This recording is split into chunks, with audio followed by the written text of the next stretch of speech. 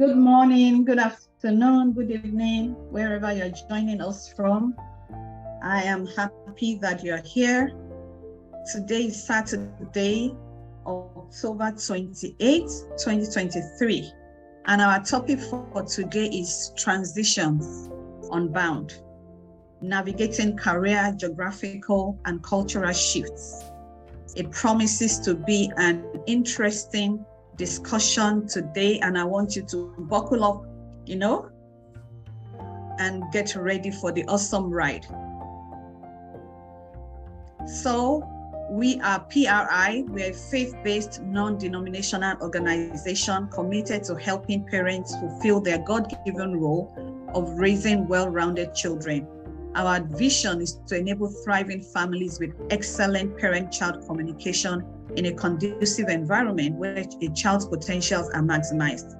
And to do this, we encourage, we support, and we provide resources for parents to raise their children and raise such children who will be spiritually, physically, mentally, and emotionally sound. And this webinar is one of many ways by which we do that. We have a lot of information on our social media pages, on our website, that can give you more detailed explanation of how we actually engage with families and with our communities. So today, again, our topic is Transitions Unbound, Navigating Career, Geographical, and Cultural Shifts. I am your host. My name is Bola Odetokun. I am the founder and CEO of Parenting Resources and Initiatives. And today, our special guest is my namesake. Her name is Bola Fashola Adeshui. I'm going to go ahead and introduce her. So Ms. Bola Fashola Adeshui is a seasoned leadership and management professional with operational excellence, strategic implementation, program management, and consulting expertise. She's the principal consultant at Sigus Consulting. She's a leadership consultant with a particular passion for cultivating leadership across organizations and developing leaders. And I want to add my little bit that I have known her for many years, and she's active in the church, she's active in community, she's passionate about healthcare, she's passionate about bridging the gap between, the low income earners and the high income earners. She's just passionate about our community. She gives in so many ways. I see her footprint in so many places. She's a member of this, she's a member of that, and everywhere and anywhere you see her, you can trust that she's always looking for how to help people bridge the gap, how to help people step up the plate, how to help them be the best version of themselves.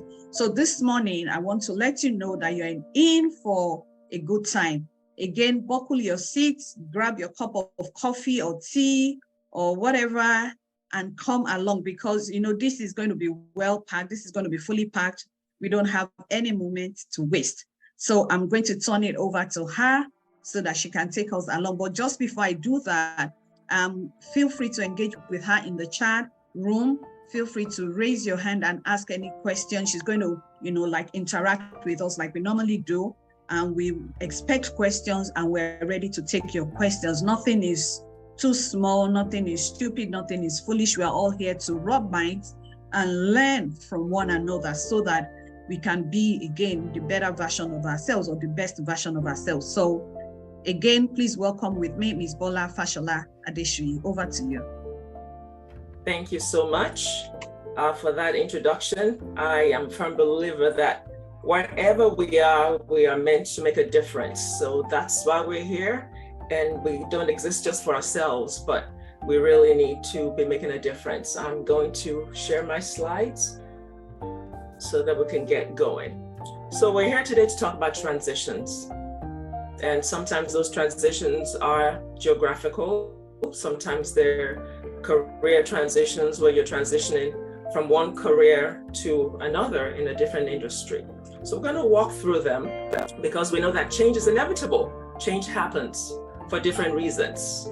Seasons of life, happens, and change comes with it. So sometimes it's a personal, change.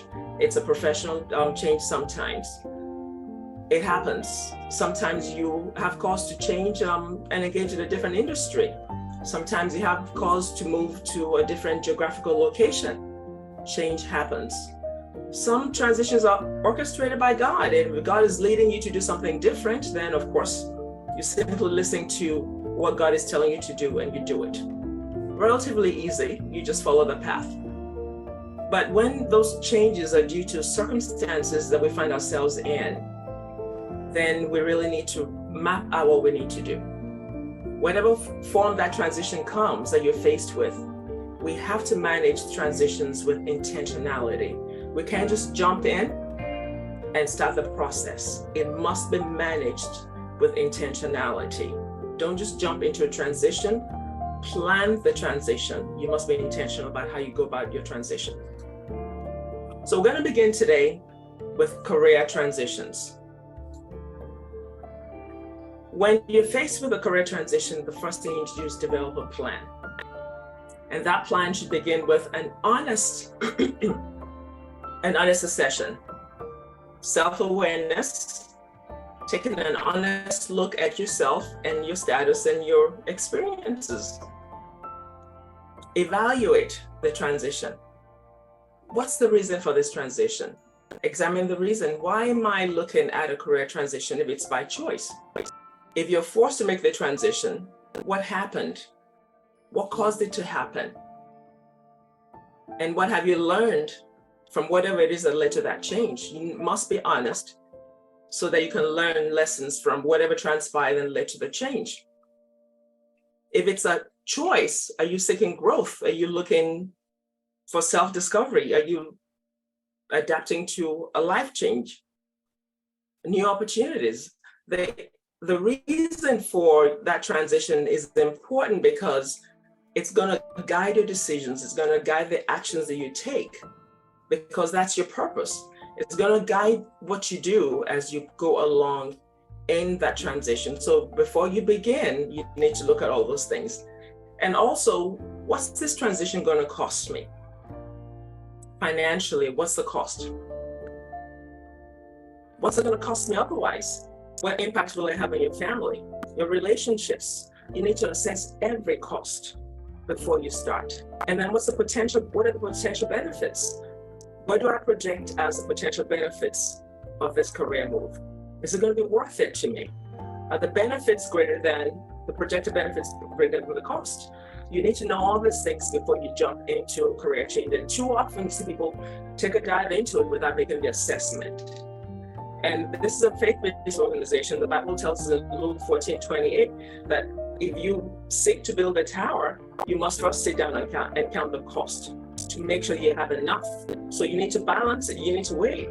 Are the benefits great enough for me to encounter the cost? And am I able to really finance the cost of this transition? So you need to know. And even if you're able to finance it, am I willing to pay that price? Am I willing to pay the price that it's going to take for me to undergo this transition? So you need to know what you're in for before you jump in.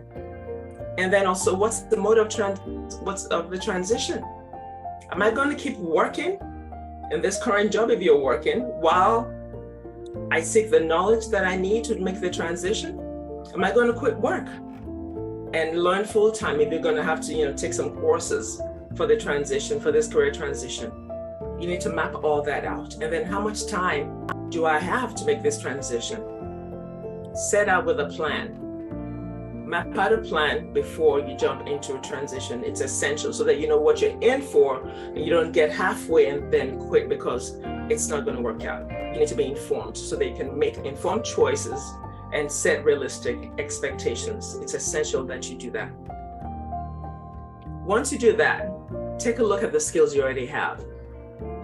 What skills do I have? What skills do I need? What are my strengths? You need to review your repertoire of skills and experiences. And then the jobs that are available. What are the jobs, the potential jobs in this new industry, in this new career that I'm looking to get? How do you do that? Look at the job ads. Look at the job descriptions. What are they looking for? What are the skills they're asking for? And then from that, you can identify the skills that you need and then do a comparison. That way you're able to see what the skills are that they're looking for.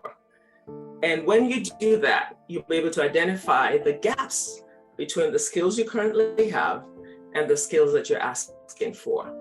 Again, it takes planning. You must plan before you set out on a career transition.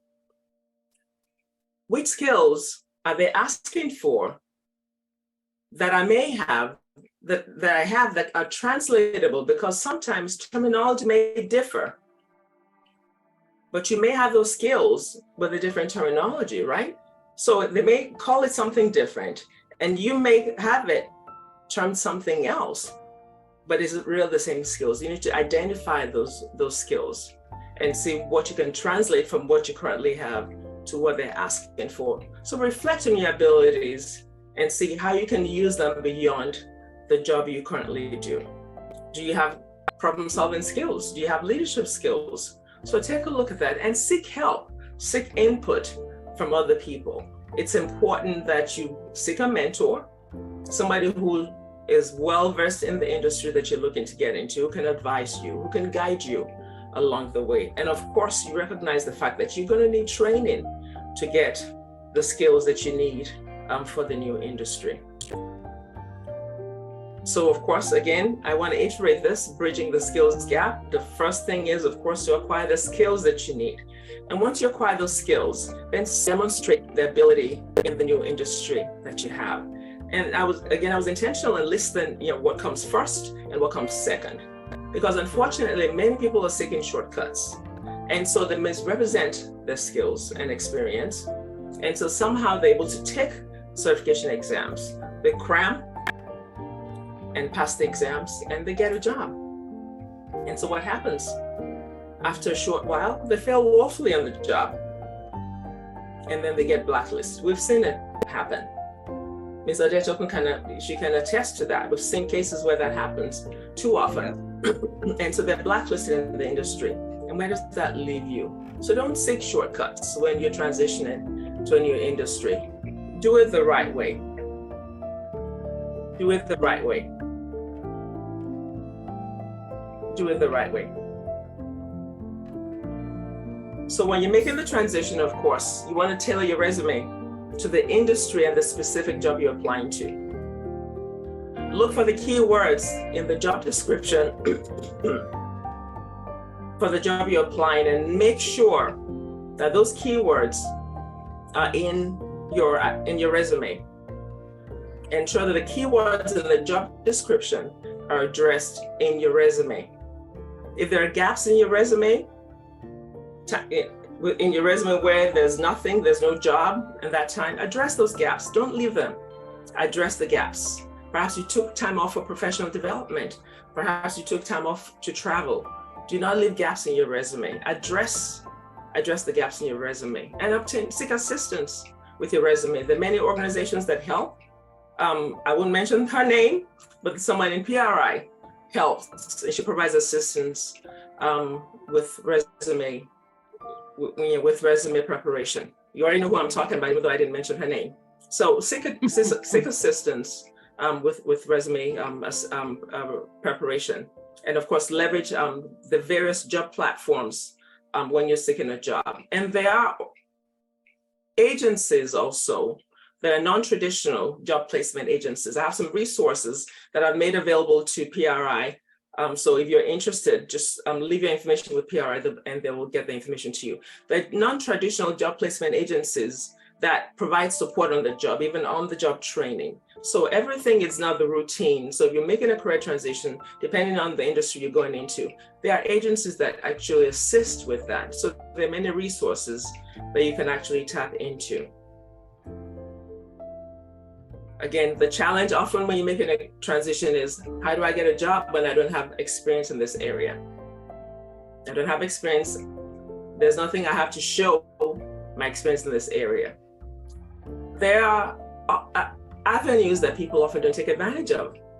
Volunteer with nonprofit organizations. Many people fail to take advantage of this. If you can get a nonprofit organization that will take you, it's an opportunity for you to do the work and build experience.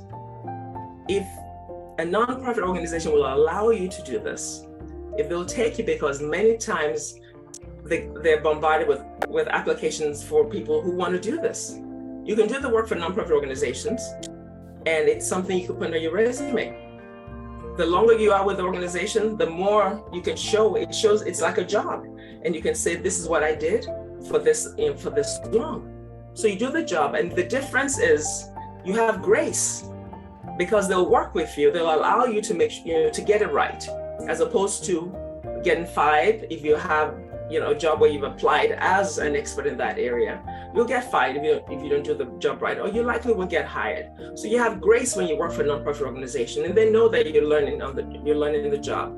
So when you're trying to build experience in an industry, approach a nonprofit organization and volunteer with them. Volunteer and work for them and build experience. And as you build experience, also then consider freelancing. Of course, freelancing, they're short stints, so it doesn't carry as much weight. But of course, when you add that to volunteering, then you begin to build a repertoire of work. And that's how you build experience relatively quickly when it comes to a new career that you're trying to build experience in. So now we're going to move to geographical transitions.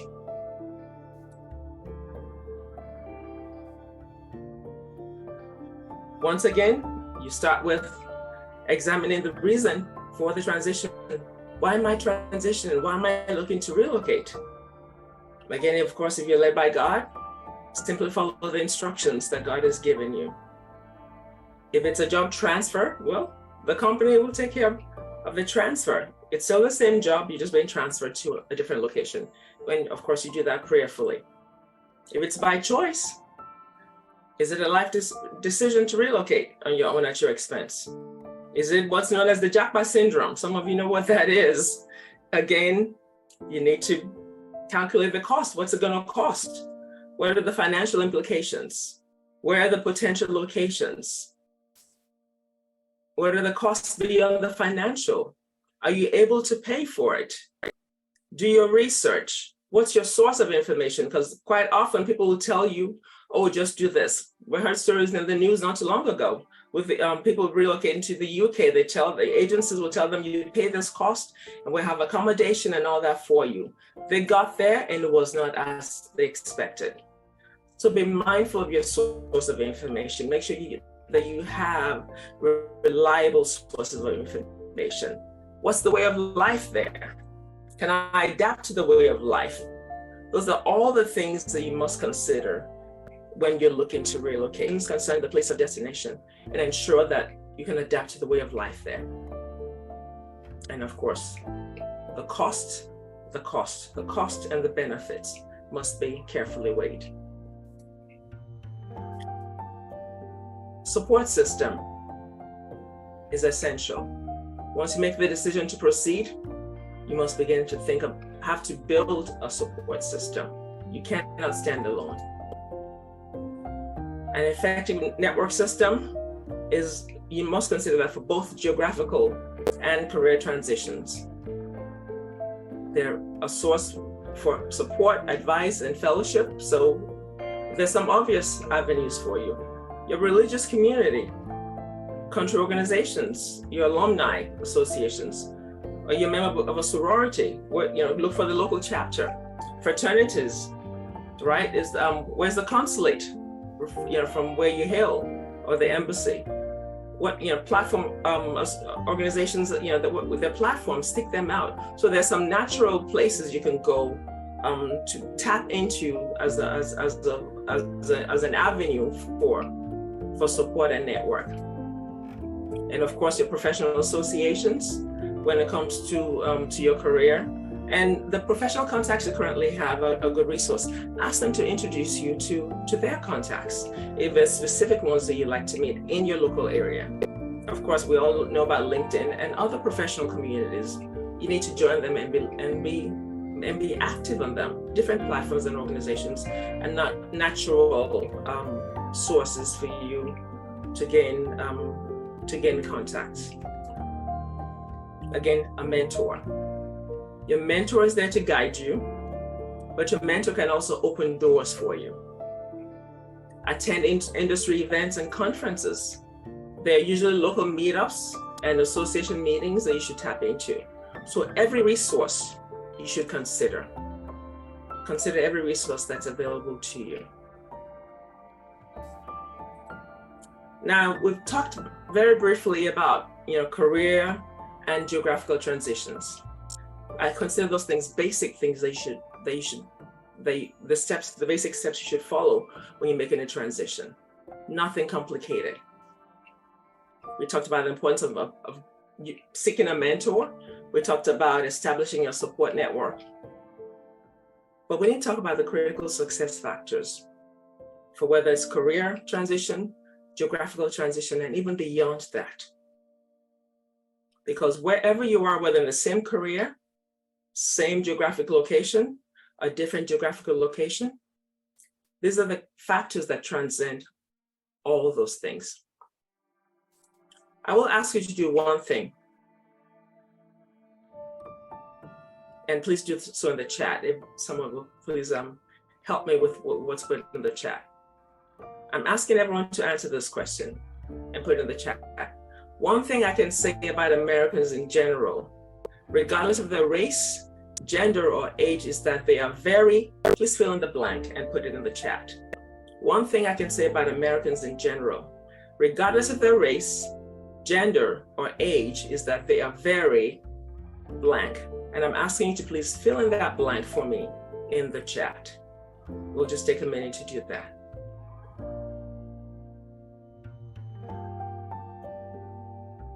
So let's see what people put in the chat. Let's take a moment to do that.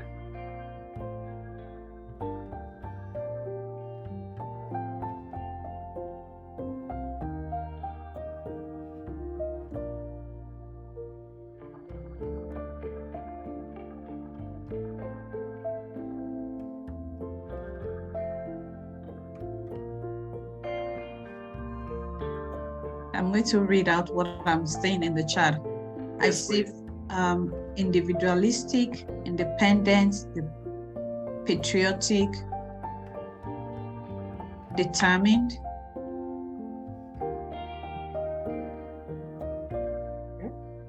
Any other person?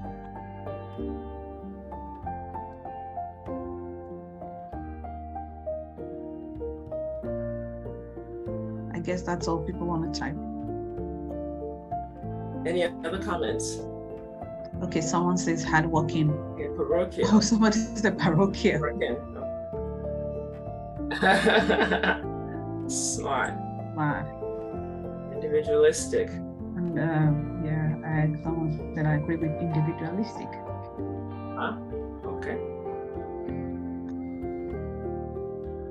So, all right. So we have patriotic, individualistic, independent, hardworking, parochial. All right. So who wants to share why they wrote productive? All right. So whoever wants to share, please share why you chose the description you shared. Please unmute and tell me why you chose that. Hello, good afternoon. This is Femi Follow. Good afternoon. Good afternoon. It's me who said they're parochial because they have very limited knowledge of the rest of the world. Nobody exists. The world starts and ends in America for them. So, all right. So they have this view of their nation, and so that kind of ties to the sense of America being superior, and so also related to patriotism, right? So their view of America as being the best and nothing else exists. So they're sort of related, would you say? Yes, I agree.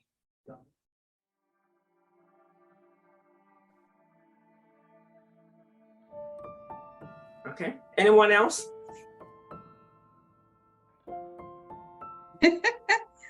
Workaholics. Yeah. You pay. Work ethics. You work for the money you earn.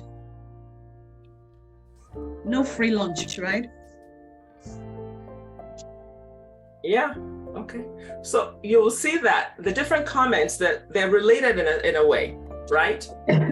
Smart, they're hardworking. There's a relationship between the comments that people have posted. They're related. There really isn't great disparity between the different comments that people have shared so far. So we're gonna go on, and then we'll come back to this.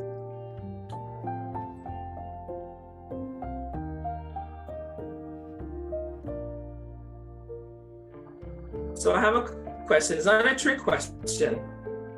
What do you see in this picture?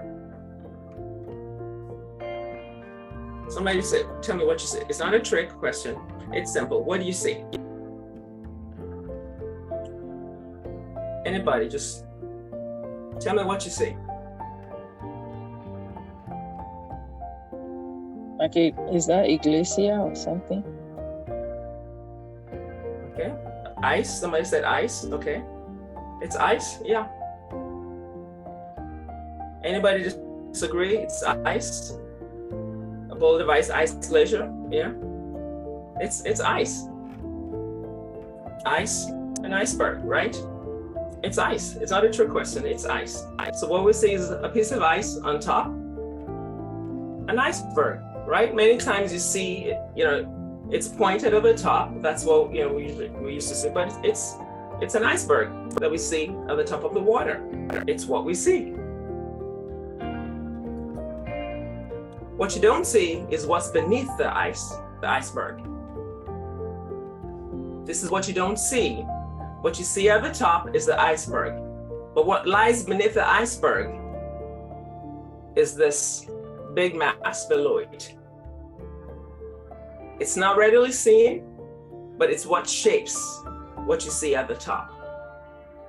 This is the base of what you see at the top. Again, here's what you see, and here's what you don't see. That shapes what you see.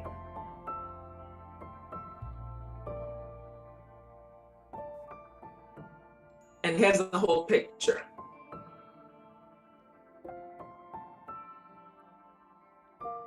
So if you don't remember the things we talked about before, this is the most important thing I'm talking about today. So an iceberg is the perfect euphemism for culture. What's below shapes what you see.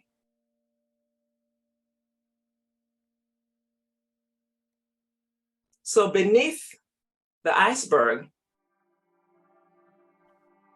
are the shared beliefs, the values, the assumptions, the norms, and the ethics that shape what is expressed, which we refer to as culture. So the shared beliefs of Americans shape what we describe as being hardworking, workaholics, patriotism, and so on. It's the shared assumptions. It's what's expressed as all those things.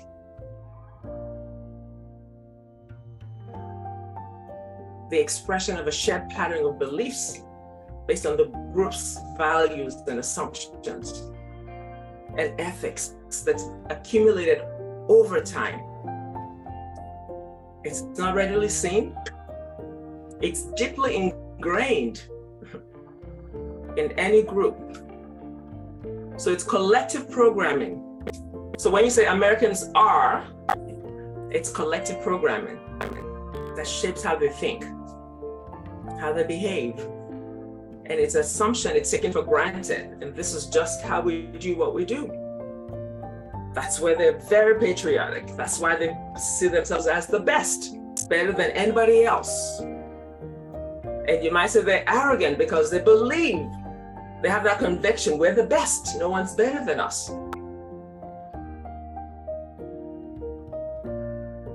And what a great thing. And some of us could learn from that.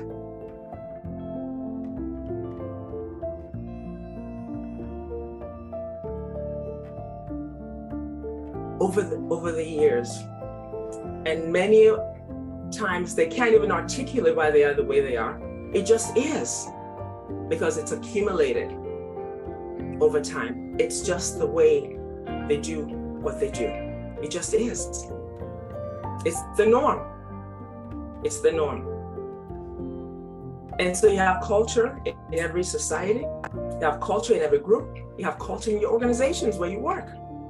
So there's culture around you. We must understand it because we live in an increasingly global world.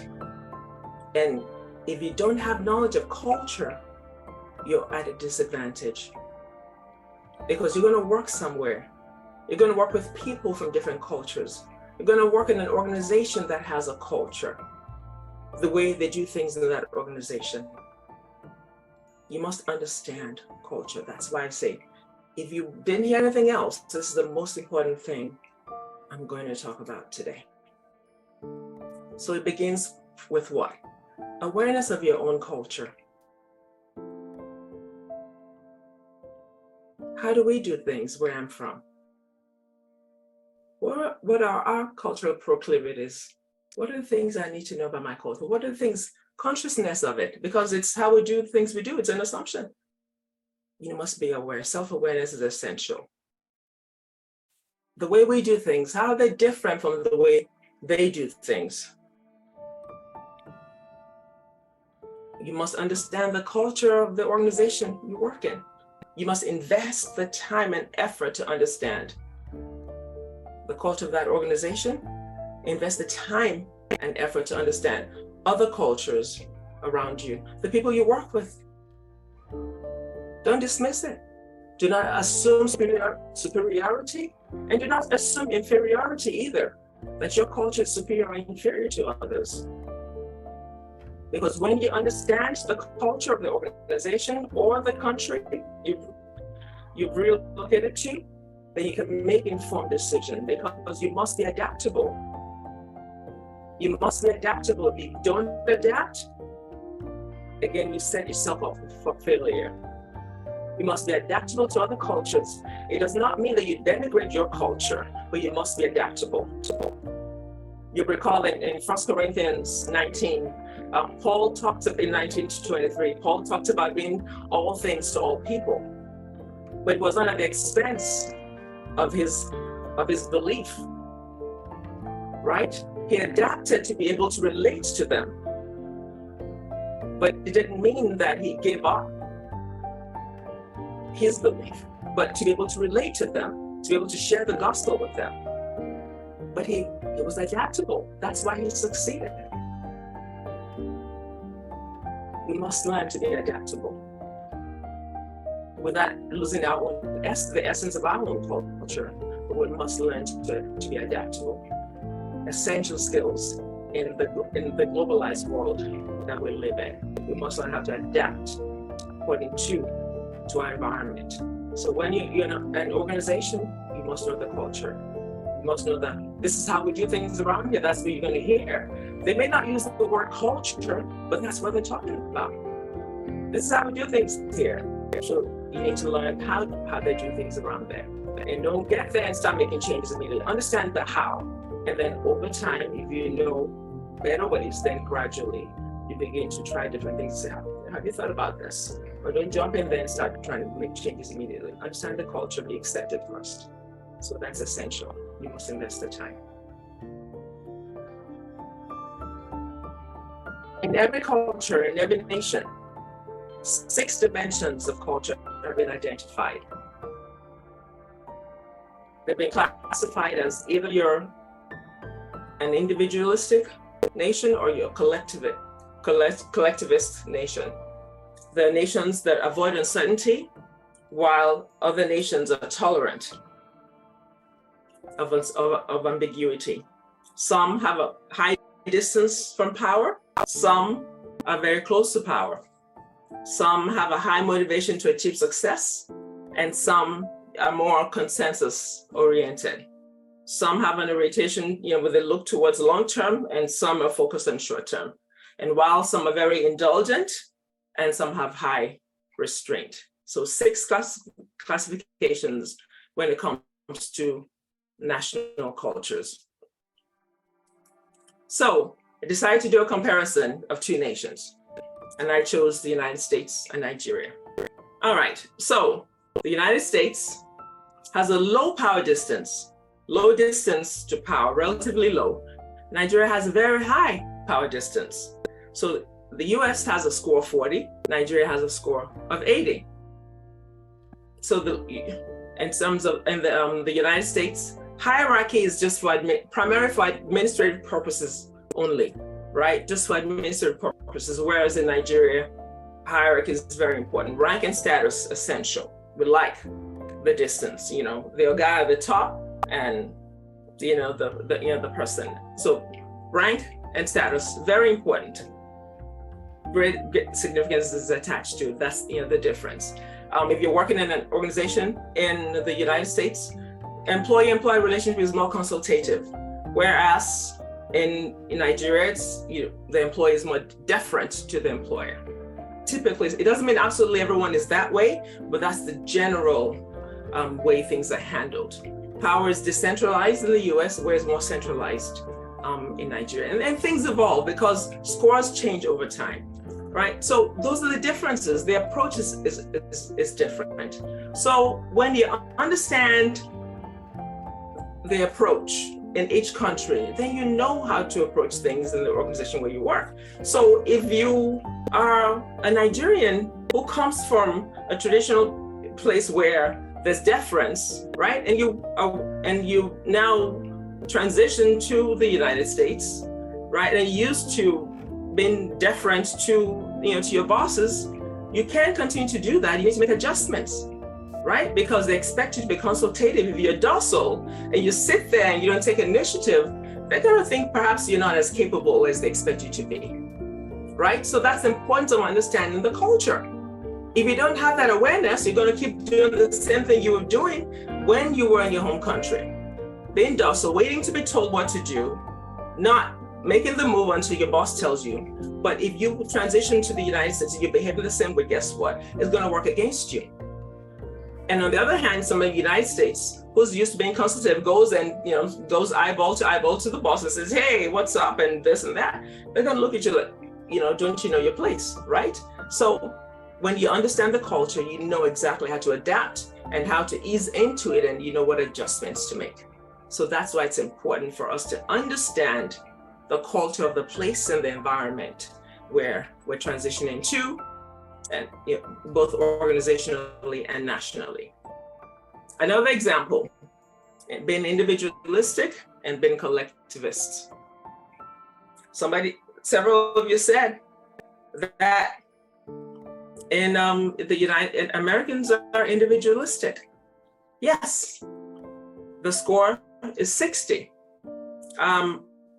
Up until about a few weeks ago, the score was 90. That's how high it was, right? Very high, very highly individualistic. Self-interest drives everything. What's in it for me, right? What's in it for me? And so in a place of employment, Americans will align themselves with the organization's interest only if it aligns with their self-interest. That's the approach, right? Self-reliance is what it's about. And of course, rewards are based on your skill, recognition, and award. Whereas on the other hand, Nigeria is a collectivist society, and even more so because the score was a little higher, it's gotten a little lower. So you see the difference, the importance of understanding the culture of the organization and the nation that you're dealing with. Knowledge is key. Ignorance does not help you. If you don't know how to adapt. So culture, knowledge of culture is essential. We can't be ignorant. It's a global village anymore. So we need to understand these things. We need to really understand the difference. So there's a difference. Look at the contrast there. Totally different. We need to know what the culture is. We need to know how to adapt our behavior so that we're able to excel in whatever environment that we're in. Because in Nigeria, group interest trumps individual interest. And in the United States, self-interest trumps group interest. Total opposite. We have some similarities, right? Motivation towards achievement and success, relatively the same. The scores are almost the same, 62 and 60. So relatively even. Both countries, generally speaking, motivated to achieve success. They're decisive when it comes to that. When it comes to uncertainty avoidance, risk taken, both countries are relatively similar. Intermediate in Nigeria, so they can adapt both ways, and low avoidance of risk. So you have innovation, in such nations. So very similar there. In terms of long-term orientation, the United States has no dominant preference. They're kind of intermediate, whereas in Nigeria tend to be short-term focused, right? Because of tradition. Great respect for tradition is important. We're going to take care of, family, all that. We prioritize over, looking to, saving for the future. We've got to take care of our family members. And that ties into the collectivism aspect of the nation. So all these things make a difference. And here's one that you'll enjoy. Being indulgent. I think for those of you who are from Nigeria, you can relate to that. Nigeria, the United States is also indulgent. Nigeria is very indulgent, right? Happiness and life enjoyment, satisfaction of desires, being extroverted, right? Having friends, leisure, all those things are very important.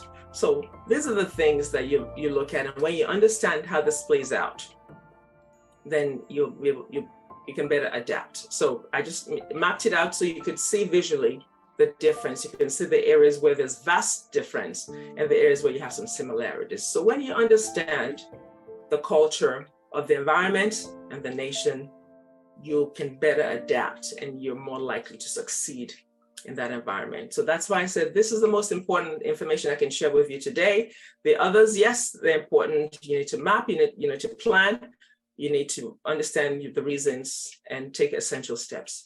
But these are the critical factors for success wherever you may be. So, questions for you. It's like case study. Knowing what we just talked about. So I said, John is an independent Caucasian young man from South Bend, Indiana. He comes from a busy family of 4 where everyone fends for themselves. John married his college sweetheart, Tina, who is from the southwestern part of Nigeria. Tina grew up in a close-knit family of 5 and has numerous aunties, uncles, and cousins. He works for McKinsey & Company and they currently live in Lagos, Nigeria. So what do you think their life is like? What adjustments do you imagine John has to make living in Nigeria? Who wants to share?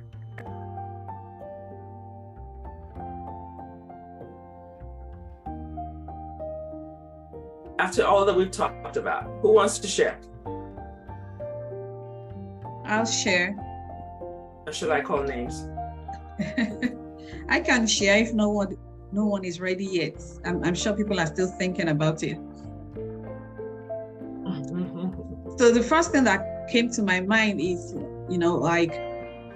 John comes from a busy family of 4 where everyone fends for themselves. On the other hand, Tina is also from a close-knit family of 5, but we know that in Nigeria, there's nothing like, everybody fend for themselves. In Nigeria, it's like your income is divided, in hundreds of places. The aunties, the uncles, cousins, every one of them can lay a claim on your income, on your resources generally. So I think there's going to be a challenge of, Tina is going to be asking for help with, or maybe when her relatives ask her for help, she's going to be asking John, okay, can we do this for my cousin? Can we do this for my auntie? And John is going to be like, you know what? Why don't they work? Why do we need to take our money and give them? Because coming from the US, everyone fends for themselves. So I don't know how we have to be responsible for your entire family. So right there, I think there's going to be a lot of adaptation required. Thank you. Anyone else? Yeah, All just right. to add to that individualistic view as well. Just using an example of Christmas where you have everyone gather around, uncles, cousins, everyone wants to see each other. An American Christmas is me and my family opening presents on Christmas morning and nobody else. So that could be another place of adjustment, meaning when it comes to special holidays, you expand, like Christmas, you expand your group of people you're expecting. Very true. This is Femi. If I see you raise your hand as well. Yes, another key factor is communication. Our communication styles are totally different. I met an American lady who is married to a Nigerian, and she said she first time a man who is from Benin, so they traveled to Nigeria for the holidays, and then she met the husband, the father-in-law, and the father-in-law welcomed her and said, "Oh, my wife," and then she freaked out. I'm like, she didn't understand for the father-in-law to be saying, "Oh, my wife." So in this case, Tina has to constantly translate and break down and then explain to him, to John, exactly what is meant. She has to pick up that habit of constantly translating, yes. And then also just to add to those differences even in the corporate world, because in the African context, it's between subordinates and bosses. It's in the African context is the responsibility of the subordinates to unravel what the boss is saying or what the boss is trying to communicate. But here in the Western world is the reverse. Is the boss that is trying to unravel what the subordinate is saying.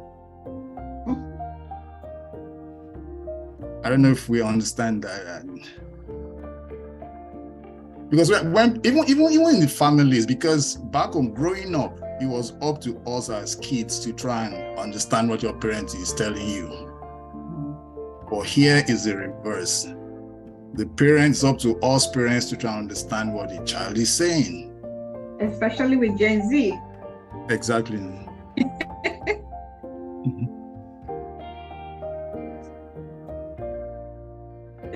It's essential. So, and I would actually say the other way around, right? The person who's entering the new culture has an obligation to learn about the culture, right? Ask questions as well. Just as the husband tutored her, she also should be asking questions to learn about the culture. So we can't wait to be told everything. We also have to take the initiative to learn. So, because you're not going to think about everything to tell the person. So you need to rig it up, learn, ask questions, talk to other people from that culture. But you're going to learn more by asking questions, because it's just impossible to sit down and narrate everything to you, right? So you have to be proactive about learning. But then some things you can learn about the culture generally. What did you say? I'm sorry, I didn't. No, I said I was agreeing with you. Yeah, so that we have to be proactive about this. Right? And you keep learning. You're not going to learn everything in one sitting at one time. Continuous learning is essential. Continuous learning. Mr. Deshu, if I may but chip if we in, don't learn, we're going to be at a disadvantage. So it's essential, and especially now, increasingly so, knowledge of culture.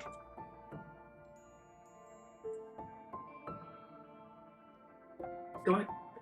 Okay, so and I agree with you. I agree with you, but in this particular context, since it's marriage, and we know that, well, apologies to all the Nigerians on this platform, and if you're not a Nigerian, you're learning. We know, if we're going to be truthful with ourselves, that we can be very extreme in situations, in circumstances.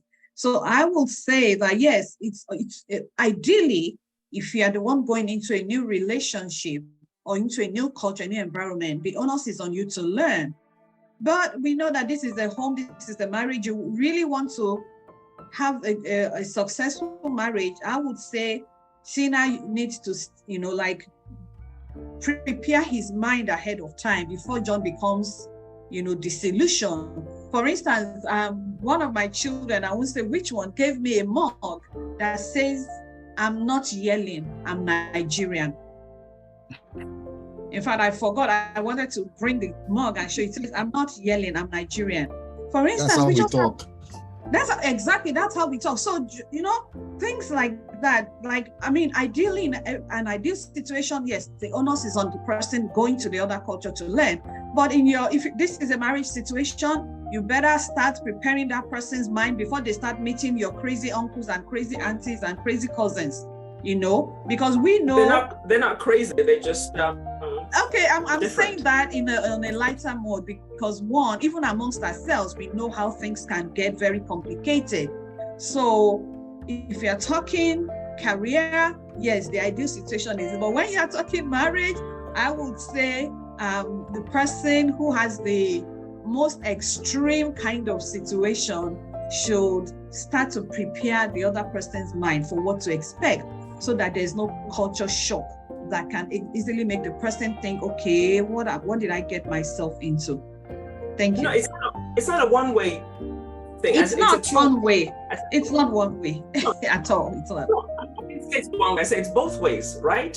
So you don't just wait for the person to tell you. You ask questions and you tell, right? So especially if it's in a relationship, it's a two-way street, right? You tell, but you also ask. So you have to be proactive, especially in a relationship, but you also have to ask questions, because there are many things that'll come out of asking questions that the person may not think to tell you. So it has to be a two-way street. The person can't sit there and tell you everything, right? As you ask questions, it's going to prompt more information, especially in a relationship. Absolutely, it has to be a two-way dialogue. But when it comes to, of course, your career, your professional, certainly the onus is on you. But of course, when you go to orientation, they're going to attempt to tell you the culture, but a lot of you're going to learn from experience, from listening, from asking questions, from observation as well. They may not use the word culture, they likely won't, but you'll observe, you'll learn to see how they do things. Because even when the organization has a culture, there's a subculture within the department, within groups, that you have to really learn and observe. And that's something you're going to actually have to really do on your own. But in this case, I mean, if John didn't have Tina, yes, it would be a struggle for him. But because he has Tina, I think Tina should make his landing softer. Softer landing. Yeah. She has the duty to do that. Absolutely. She does. All right. So again, just a summary of the differences. In this case, the things that John would have to face living in Nigeria with Tina. Just something to help us, give us a sense of how to look at these things and the adaptations that we would have to make. So again, some key takeaways when you're making a transition, whether career or geographic: get a mentor. Focus on building a career. Avoid seeking the job that makes money. Build a career. Learn it. Right? Learn it. Really seek knowledge and build a career, a lasting career. Expand your network. If there's a setback, learn from it. Don't run from it, learn from it. Build up on the skills and strengths that you already have. Build experience by volunteering. Build experience from taking on freelance work so you can build your repertoire of work. Embrace uncertainty. Be self-aware. Be culturally aware. Be aware of your culture and the culture of others around you, your organizational culture, the national culture, and be adaptable. Continue to learn. And wherever you are, be a leader. Be a leader by your actions, by your behavior. Be a leader. Again, I have some resources that I've made available that are available through PRI. So if you're interested in getting some of the resources in terms of non-traditional job placement organizations, please provide your information to PRI and they'll be able to get it across to you. And remember that there's some resources that you can also obtain through PRI. Again, I'm going to put PRI on the spot. It's a nonprofit organization. If you're looking to build experience, ask PRI if you can volunteer to build your experience through PRI. And again, there are individuals within PRI who help with who provide resume assistance. So reach out to PRI and I imagine they can provide assistance as well. So please feel free to reach out. So I'm going to leave it here right now. And if there's any questions, dialogue that we want to have, we can talk about that. I'm not going to talk about the resources. PR will provide that to you. Thank you for your time. Oh, thank you so much, Mr. Geshuyi. Thank you so very much for bringing your wealth of experience to share with us.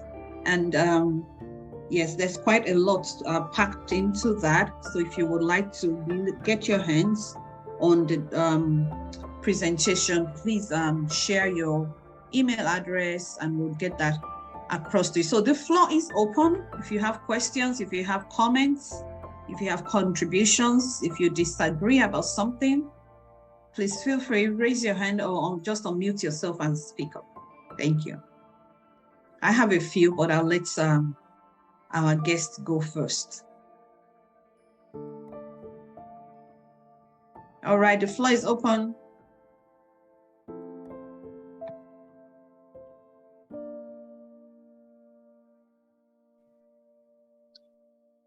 Praise the name of the Lord. Hallelujah. I want to thank God so much for the insightful words and what was shared, which of course for me, it's very, very important for those of us living in the diaspora. Many homes are struggling on how to be able to synergize their culture as well as where we are. Even there are homes where you never thought there will be a problem, but when you look at most of the things that has been discussed today, for me, they are very, very insightful and impactful, and I believe that it is something we must try as much as possible to ruminate, think about, pray more about it, and then implement them in our individual lives as well as homes. Because if we do, we will be able to avoid some of the problems that people ahead of us have experienced. Because whether we like it or not, once you are here, but you must learn to particularly do what it takes for you to be able to live a peaceful life. And if there is anything God has in stock for us, it's for us to live a peaceful life. But if all these resources we are listening to is not being implemented, then of course there wouldn't be much that we could claim to have profited from them. So I want to thank Sister Bola one more time for sharing with us. We are particularly grateful. God bless you, Brother Francis. Sir. Thank you, sir.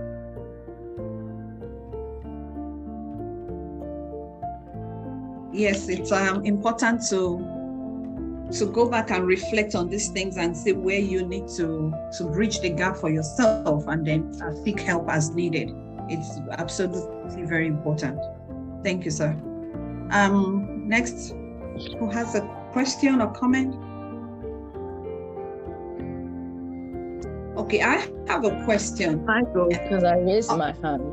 Okay, go ahead. Oh, go ahead. I didn't see your hand. Go ahead. You too. So I wanted to just buttress what the speaker said about not necessarily going for a job because of money. Because I know, when a lot of us when we go to a different country, we have other people talking to us about, oh, this is the in job, this is where you get money. And that's not necessarily where your strength is or where you are going to excel. So that's something that we need to understand, that not everybody is going to be a nurse or be in the medical field. Some of us would go into different career and we will succeed there. So I was glad that she said that, because, coming to a different country, sometimes because we are so desperate to succeed, we really want to go for something a career where we think, oh yeah, there's money in here.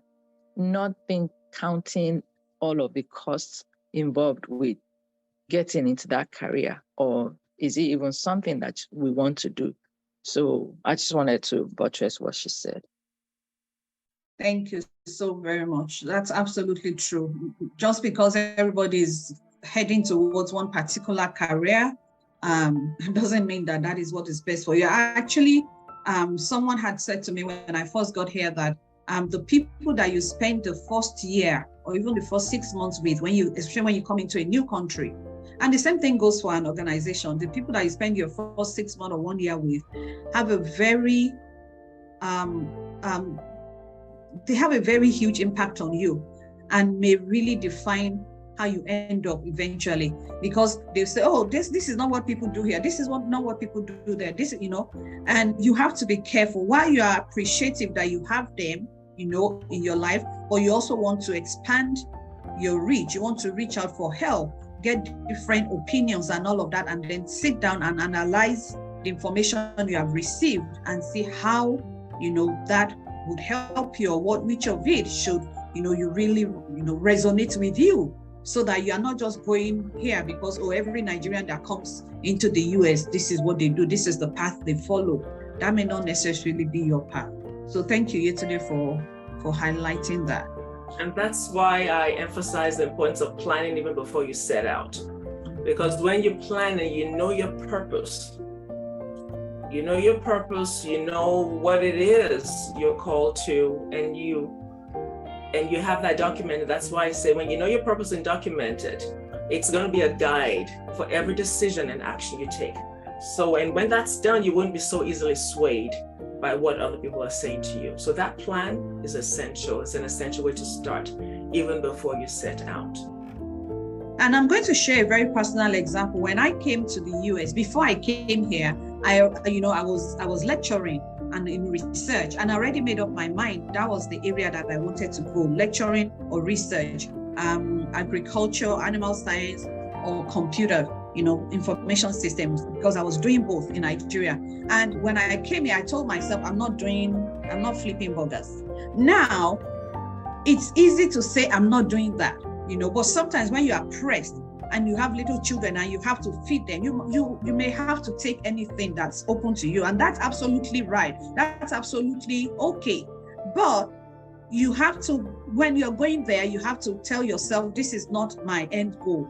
So even while you're going there and flipping burgers or doing dishes and all of that, let what you have in mind keep playing it back to yourself, and then keep finding the opportunities. So while I was doing that, I was looking for opportunities to get into the school system to do this. So I started, and I was talking with people in my apartment complex in the church. If I want to do this, what do I need to do? So I'm basically, like Ms. Adeshui said, I'm asking questions. I'm reaching out to the various networks that I belong to.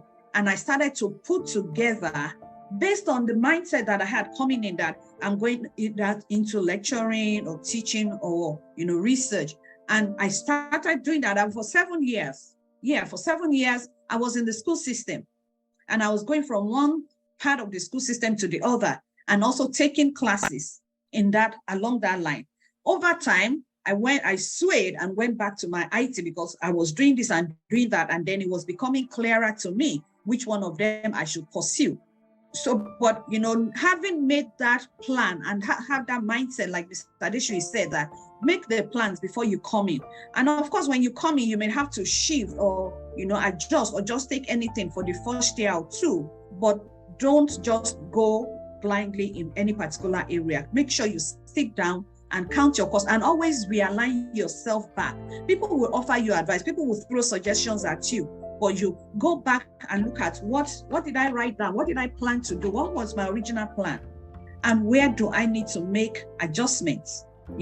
So that you are following your own path. You're not just going, oh, this is the crowd, and that's the crowd is always right. No, the crowd is not always right. All right, thank you. So my question, Ms. Adeshui, is, you mentioned in your slide sororities and fraternities, and we hear all the stories about that. How do we? And I know that they're very great help. One of my children, well, if I say the one they belong to, you will know which one of them. So one of my children pursued that, Anyway, I'll just say my daughter pursued that. She's a member of a sorority. Actually, when she wanted to go there, I said, no, the Nigerian mentality and all of that. But thank God there was this lady in my office that was like, she sat me down, explained it to me and showed me, what sororities are, what can happen and all of that. And then when I still wasn't going to support her, my son stepped in and said, oh, you should let her do this, that. And I said, but you didn't do it. Why didn't you do it? And he gave me a very interesting reason why he didn't, but why should, So I know that we Africans and Nigerians, we have something about, fraternities and sororities. What's your take and how can they help, considering the bad stories that we've had, especially about frats? Okay, so I think perhaps, again, different cultures, different perspectives, and maybe the terminology is perceived differently and viewed differently. So sororities and fraternities, at least in the United States, it's perhaps maybe a little different from the way they are in Nigeria per se. All right, so when I'm talking about sororities and fraternities, I'm looking at it from the perspective of more so the American perspective of a fraternity, which is an association you belong to. And primarily sororities and fraternities in the US are more organizations that are together. They're doing a lot of community service, a lot of networking. And so even when you graduate, they get together, they're connecting with each other. It's really more network and doing community service. I belong to a sorority. I pledged when I was in college, and it's one that's focused more so on community service, and that's what attracted me to it. I've always been drawn to service-oriented organizations. So that's what I'm talking about, not the ones that get caught up in all of those other crazy stuff. No, that's not what I mean. But in terms of the ones that are, where they connect, they have chapters around the country, and you have a network that's built in. And because you belong to the same organization, of course, they're going to naturally be inclined to connect you and help you, to connect with other people who might be in different organizations that you need a contact in. That's what I'm referring to. Not the craziness that we hear other places. All right, thank you. So how can they help you specifically? How can they help you navigate a career shift? Well, number one, when sororities, they're in different organizations, right? And they work with different organizations. They're in places, for example, Kamala Harris, right? She's an AKA, right? All sorority sisters, gather around her. They're placed in different government organizations and different parastatals around the country. Right. And so once and say, oh, a soror, right? Is what we call, oh, my soror is here. My soror. My soror is here. That's not naturally they're inclined to help and connect. We're sorors. That's it. They're going to want, what do you need? Oh, we have another soror who's in this place. Believe me, you already have that natural inclination to connect you and put you in place like nobody else will, right? So if you belong to a sorority, that's a very good source of connection for you. And it's true. It's similar to how the Ivy League schools, gather around one another. Like people talk about the people in President Barack Obama's cabinet, how many of them are from either Harvard or this and all that, And so it's I understand how your frats or your sororities can help you. But what would you say to, I guess this is my next question. How often should we update our resume? Sometimes I go on LinkedIn and I see that somebody's, some people's resume haven't been updated in 5 years or in 3 years, and they're asking me for help. I'm like, okay, where do I want to start? Where do you want me to start? I don't even see anything, You're looking for a job, right? And the last thing on your resume is 3 years old. Where do I start from, So can you speak to how often should we, and I know that these days people have gone crazy with it, everything. Oh, I want to share that I have taken this new course. Oh, I want to share that I've taken this promotion and all of that. How do we maintain balance? How often should we update, Well, There's your resume and then there's your public profile, right? I see them as two different things. So your LinkedIn is one thing. It's not necessarily one and the same as your resume, in my perspective. I guess, sorry, right? sorry. So I didn't your resume, that. keep it updated. Keep it updated. So something new. Okay. Yeah, go ahead. So yeah, Right, the resume so part of it and then the profile. Right, so the resume part, it all depends whether you're actively looking for a job or not.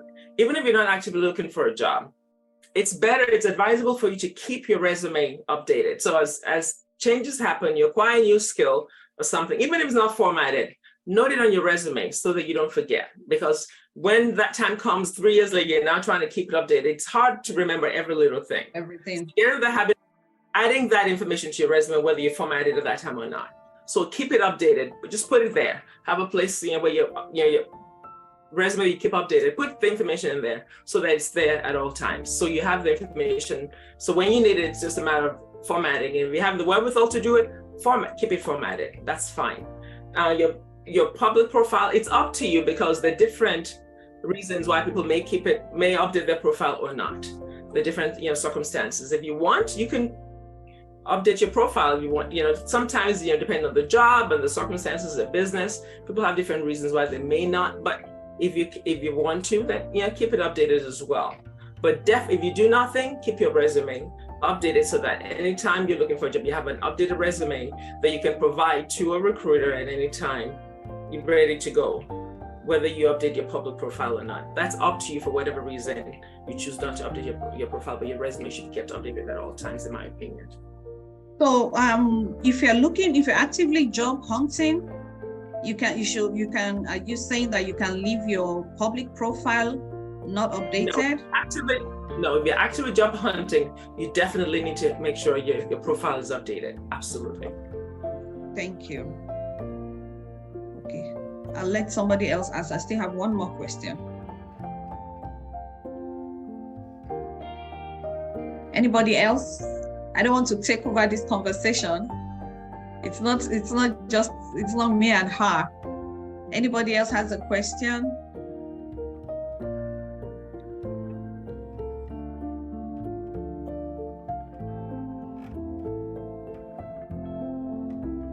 Okay, I'll go. So I have 2 questions. One, how do you adapt to a new culture without losing who you are? Whether it's in the general society or it's in a new job environment. And I understand you mentioned something about subcultures. Yes, normally, there's a general culture in the company, but then there are the very subtle subcultures from department to department.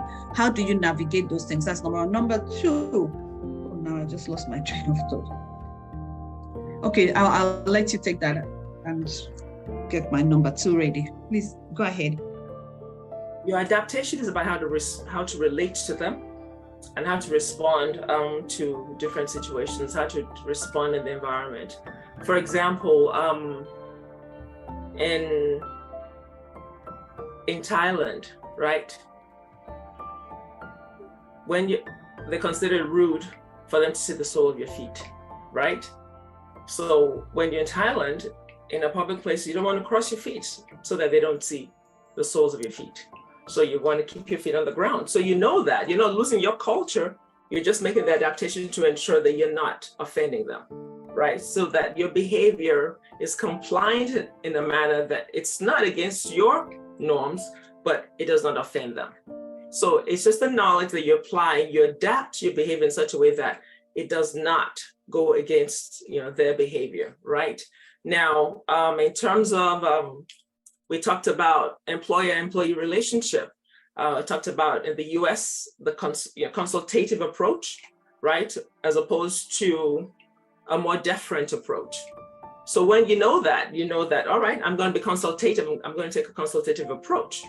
You're not losing your culture by taking a consultative approach as opposed to being deferent. You're just using a different approach because that's what is required on the job.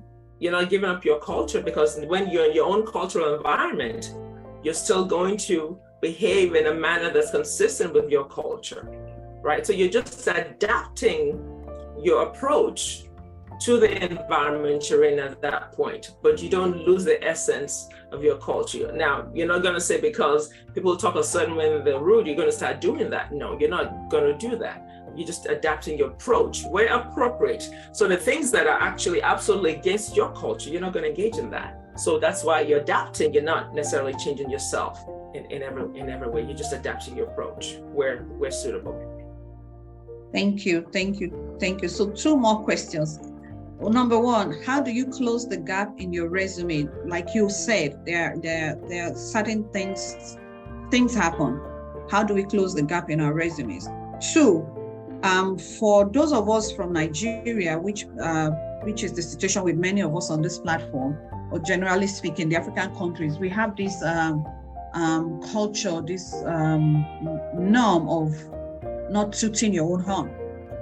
But in the US, it's the reverse. You're expected to toot your own horn. So many of us find it difficult to navigate that. I did the first 2 years of getting in corporate America. I found it hard, to do. So how do you, and I want you to be very practical now, how do you advise us? How can we navigate that so that one, you are not missing out on, what really belongs to you. You really should be getting credit for what you're doing, but you just don't know how to do it because you have this norm or culture of not tooting your horn. Please address that. Thank you. First about gaps in your resume, you must address gaps. You can't just leave it and say nothing because then it's going to count against you.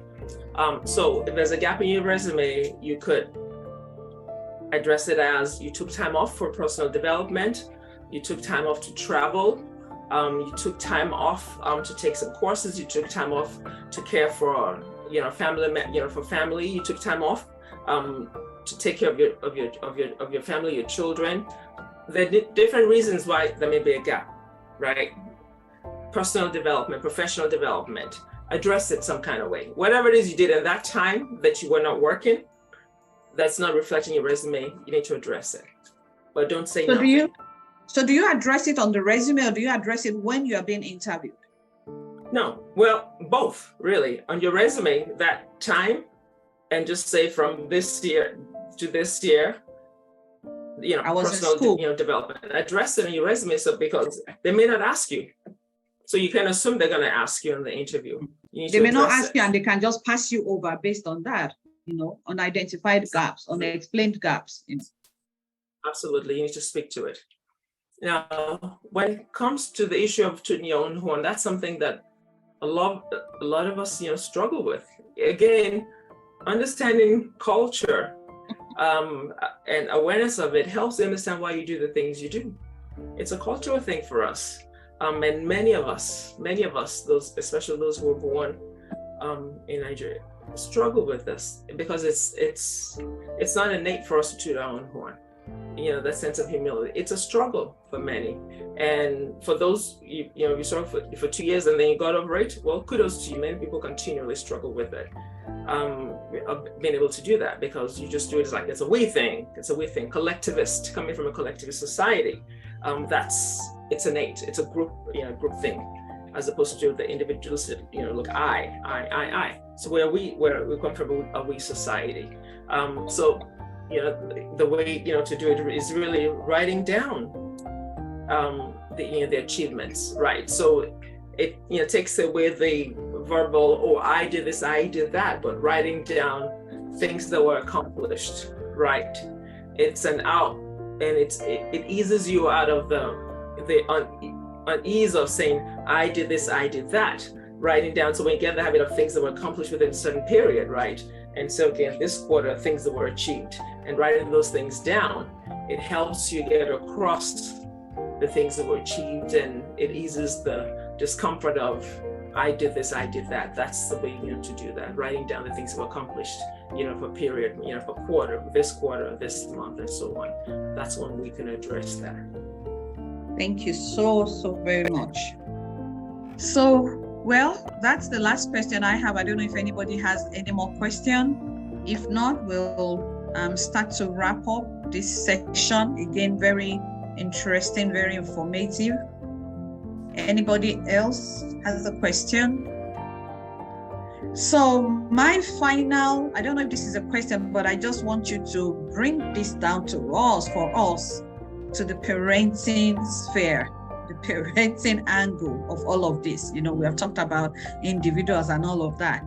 When families transition, when families make especially when they make a geographical shift, that's a huge one. What are two things and I've had people reach out to me about this. Oh, you know, they say we shouldn't do this with our children. We shouldn't do this with our children and all of that. In maybe just in a nutshell, I know this is not a masterclass on that. This is just one part of this presentation. But how can families navigate, and especially parents? How can they navigate this in a better way, and especially with their children? I've seen many children, you know, say, oh, you know, my home is different from my friend's home. When I go to visit my American friends or my friends that are from other cultures, this is what they do. This is, you know, just in a nutshell, what should, especially, again, I'm saying this because many of the people I'm seeing here are Nigerians or Africans. What are 2-3 things that we need to be aware of, either do's or don'ts? Thank you. Again, from the onset, once you understand planning from the beginning, and you've planned and you know what to expect. I talked about the way of life, right? It's important. I said, understand what the way of life is over there. Understand what you can afford. How long can you sustain that? Once you have the baseline information, you know what to expect, and you understand the expectations, and you set that expectations. You need to engage the children in that. You need to start talking about it, because you know what, you have a sense of what it's going to be like. I talked about a timeline. How long are you do you expect this to take place? How long can you sustain? What do you expect your way of life to be for how long? Are you able to adapt, right? So you have a sense of what to expect realistically. Engage the children, have honest conversations with them. Talk about what to expect. Talk about what it's going to be like. Be honest with them. So you begin to set the expectation even before you leave where you are. So once you set the expectation, they prepare their minds. They know that, all right, we're transitioning. Things might be different for a little while. So they can persevere and know that until we get to this point, we need to do this so that we can get to X. And then when we get there, then things will get better. Help them set the right expectations for them. And so, of course, you continue to have the dialogue as a family, because it's a family affair. They're undergoing the transitions with as well. So prepare them culturally as well, the cultural shift that's going to take place, what will happen within the home and what's going to be different outside the home. So set the right expectations for them, and you're going to have to help them through the journey, the transition, but be honest. Honesty is the way to go. So they have realistic expectations. They're not shocked, they're not surprised. So ongoing dialogue with the family is the way to go. So whatever comes, it's not a total surprise for them, and you can talk about it, and they know you're going to be honest with them. That's the only way you handle it. Thank you so very much. That was powerful. Thank you so very much. Again, I want to appreciate Ms. Adeshuyi for sharing her wealth of knowledge with us today. It's been an empowering session. I have brushed up, my knowledge base, on certain things. So I'm going to go through announcements for today. So I'm sure you can see my screen. Can you see my screen? Yes.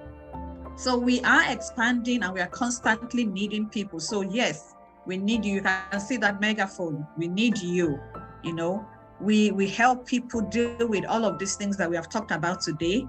And, but of course, we also have our individual full-time jobs. So we are constantly looking for people to help us. If you have navigated this shift, you have settled here, and maybe you're still trying to find your feet as well, but at least you've learned some things along the way that you can help with.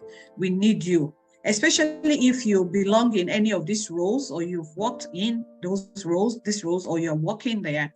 A licensed therapist and counselor, career counselor and coach, you're an educator or healthcare provider, social worker and community liaison, project or program manager, or you're proficient in, using Microsoft Office. We definitely need you. If you can commit to 2 or 3 hours a week, we need you. We have a lot, we work with the parents, we work with the children, and sometimes we have to try not to drop the ball on anyone. So if you can help in any way, whether it's virtual or in person, please send an email to parentinginitiatives@gmail.com or text this number 678-468-2891. We'll be glad to speak with you and to explore how you can help us. And like Ms. Adeshu said, if you would like to volunteer, you can also reach out to us and we'll let you know what our current needs are and see where we can fit you in. So as we wrap up today, I want to encourage you to follow us on our social media pages. We have a lot of resources on our social media, on our website, and we're constantly looking for ways to help families, to help our young ones, so that you can tap into the power of, the support system. The PRI family is one of the support systems that you can take advantage of. And you can follow us on Facebook, on our YouTube, on our IG, and of course, you can always email us. So feel free, reach out to us, engage with us, comment, like, and share. If you know a family that's going through stuff, refer them to us, and we will do our best to support them. So thank you. We hope you have learned something new today, or that you have refreshed your knowledge as I have.